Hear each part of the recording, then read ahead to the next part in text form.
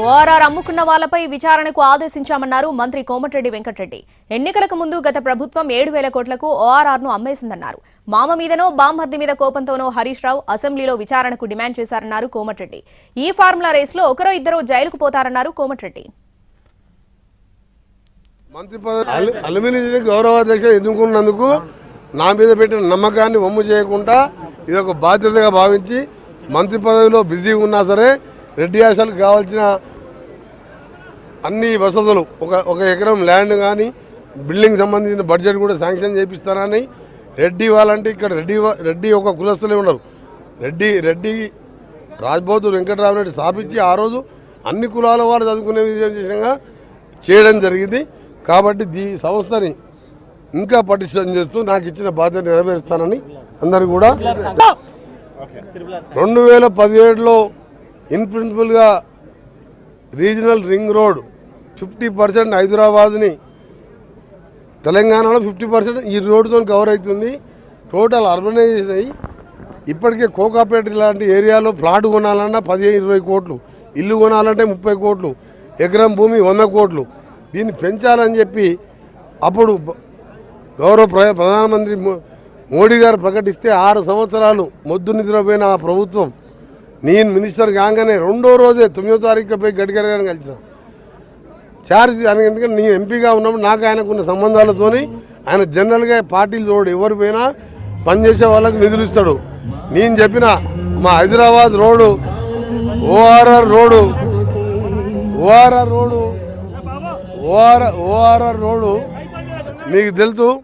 ORR road నిర్మించిన తర్వాత హైదరాబాద్కు ఒక మణిహారం లాగా తయారై రాజశేఖర రెడ్డి గారు 3 సంవత్సరాలలో 6,500 కోట్లు జైకా బ్యాంక్ జపాన్ బ్యాంక్తోని లోన్ తీసుకొచ్చి ల్యాండ్ ఎక్విజిషన్ చేసి అక్కడే ఎయిర్పోర్ట్ 24 ఇళ్లలో కట్టి 24 మంత్స్లో వైఎస్ రాజశేఖర రెడ్డి గారు అక్కడే కోకాపేట్ ఫైనాన్షియల్ డిగ్రీ ఏర్పాటు చేస్తే ఎలక్షన్ల ముందు రైతు బంధుకనో దానికనో దీనికనో 7,300 కోట్లకు అమ్మిండు. దాన్ని మేము కన్స్ట్రక్షన్ చేస్తానికి 6,500 కోట్లయింది. భూమి విలువ 1,00,000 కోట్లు ఉన్నది. పోయిన ప్రభుత్వం చేసిన నిర్వాహకం. మళ్ళా regional ring road parallel road 6 ఏళ్లలో ఎప్పుడు అయిపోతున్నాయిగా. మీరు చూడండి, 3 ఏళ్ల లోపే నేను పూర్తి చేస్తాను. నేను 1 సంవత్సరం మధ్యలో 4 ఏళ్ళు పార్లమెంట్ ఎలక్షన్ కోడ్ ఉన్నా సరే మా మధ్యలో 2 నెలలు మహారాష్ట్ర ఎలక్షన్లో గడ్కరీ గారు దొరకలే నాకు. ఆయన మహారాష్ట్ర కాబట్టి బిజీగా ఉండే. మొన్న నేను పోయి 1 వారం రోజులు ఢిల్లీలో ఉండగానే ఎప్పుడైనా 20 రోజులలో టెండర్ పిలిపిస్తాడు. 20 రోజులు ఎప్పుడైతే 12th ఈ 2వ తారీఖు 20 రోజులు అంటే ఇంక 20 రోజులు అంటే 17 రోజులలోనే టెండర్ నోటీస్ వచ్చింది. అట్లా ఎంటబడ్డా ల్యాండ్ ఎక్విజిషన్ అదేవిధంగా ఎంటబడతా రైతులకు ఇబ్బంది కలగనీయం. అలైన్మెంట్లో కానీ ఇక్కడ కానీ అన్నీ చూసి ముఖ్యమంత్రి గారు నేను కూర్చొని దాదాపు 10-20 సార్లు మీటింగ్ పెట్టాను. ఎందుకంటే ఇప్పుడు ఇక్కడ మీరు మామూలు వాళ్ళు ఇల్లు ఫ్లాట్ కొనాలంటే 10 కోట్లు 20 కోట్లు ఎవరు కొనాలి? ఇంకా కొత్త ఇండస్ట్రీస్ వస్తున్నాయి. అమెజాన్ డేటా సెంటర్ 70,000 కోట్ల ఇన్వెస్ట్మెంట్ డేటా సెంటర్ పెడుతున్నావు 4th సిటీలో. అందుకనే ఇవాళ తెలంగాణ రాష్ట్ర ప్రజలకు ఒక కానుకగా గడ్కరీ గారు ప్రధానమంత్రి గారు కేంద్ర ప్రభుత్వం ఎప్పుడో ప్రకటించింది. పోయిన ప్రభుత్వం నిర్లక్ష్యం చేస్తే మా పట్టుదలతోని నా కృషి అనుకోండి నా వెనుక ఉండి నడిపిస్తున్న ముఖ్యమంత్రి గారి సపోర్టుతో మా అధికారుల సపోర్టుతో టెండర్ ప్రక్రియ డేట్స్ వచ్చినాయి. మార్చిలో పనులు మొదలు పెడతాం. ఆ తర్వాత హైదరాబాద్లో ప్రతి ఒక్కరు ప్రపంచం అంతా హైదరాబాదే మా పోటీ ప్రపంచంతోనే.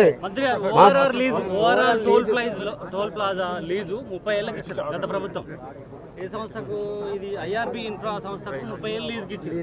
ఆ సంస్థ బీఆర్ఎస్ కి ఎలక్ట్రల్ బాండ్స్ కింద కొంత అమౌంట్ ఇచ్చింది. ఆ ఆరోపణలు దాని మీద మీరు ఇప్పుడు సిట్ ఏర్పాటు చేసినాం కదా. హరీష్ రావే అడిగిండు ఇంట్లో పంచాయతీ. ఎందుకంటే మరి అలా మామనో వాళ్ళ బామ్మని ఇరికిస్తానికి హరీష్ రావే అసెంబ్లీ ఫ్లోర్ లీడర్ అడిగిండు.